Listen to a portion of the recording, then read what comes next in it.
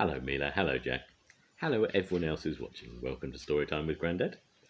Today's book is from the Mr. Men and Little Miss series, and this is Mr. Brave. Mr. Brave is not as strong as Mr. Strong. He is not as tall as Mr. Tall.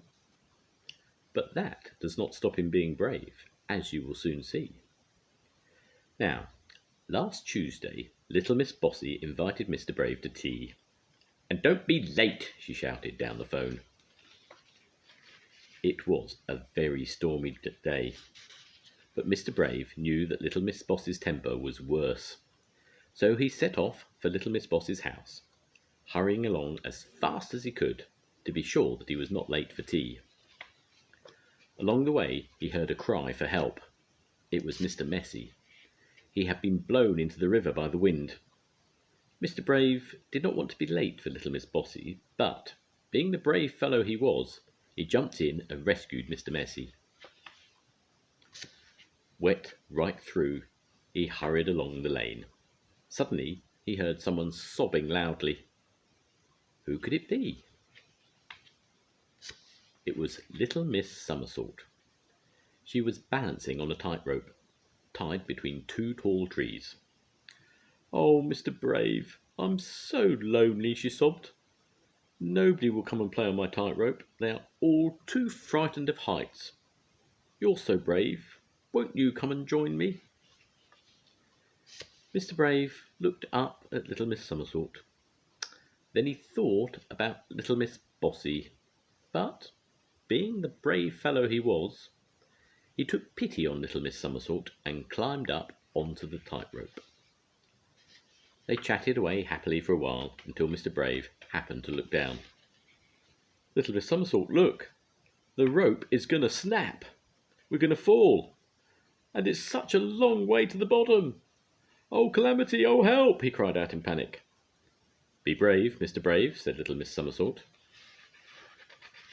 And without more ado, she carried him safely back down to the ground. "Oh, thank you," said Mr. Brave, with a sigh of relief.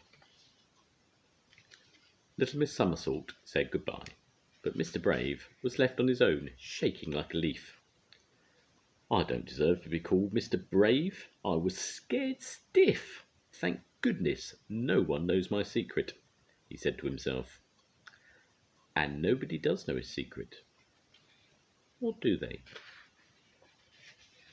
Little Miss Trouble just happened to be passing by and had seen everything.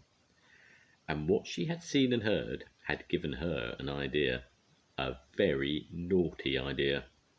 She grinned a mischievous grin. "Hey, come here, everybody. Come and see this," she shouted at the top of her voice. Very quickly a large crowd gathered. "I have an announcement," announced Little Miss Trouble. "Did you know that Mr. Brave isn't brave at all?"